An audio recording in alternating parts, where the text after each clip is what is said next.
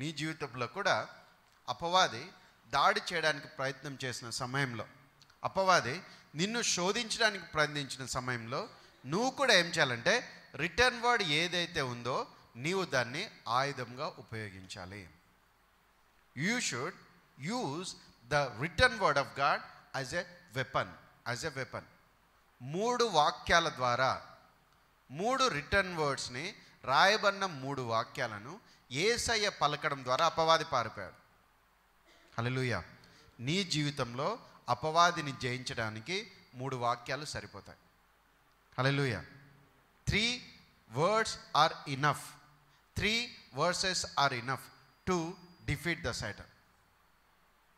3 వాక్యాలు నీ పరిస్థితికి తగ్గట్టుగా దేవుడు ఏ వాక్యం ఇస్తున్నాడో దేవుని వాక్యంలోంచి నువ్వు తెలుసుకోవాలి, దాన్ని పట్టుకోవాలి.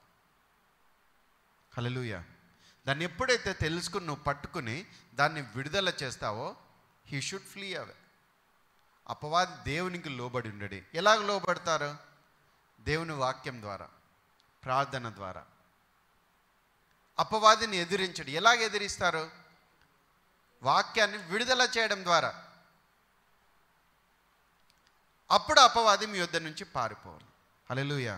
లోకంలో ఉండగా శ్రమ కలగక మానదు, దేవుని వాక్యం సెలవిస్తుంది. కానీ మీరు దిగులు పడొద్దండి, మీరు కృంగిపోవద్దండి, మీరు ధైర్యం తెచ్చుకోనండి, మీరు సంతోషపడండి. ఎందుకు చెప్తున్నాడు యేసయ్య ఇవన్నీ?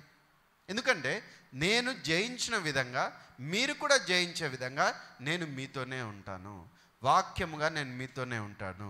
ఆత్మగా, పరిశుద్ధాత్మనిగా నేను మీతోనే ఉంటాను. హల్లెలూయా.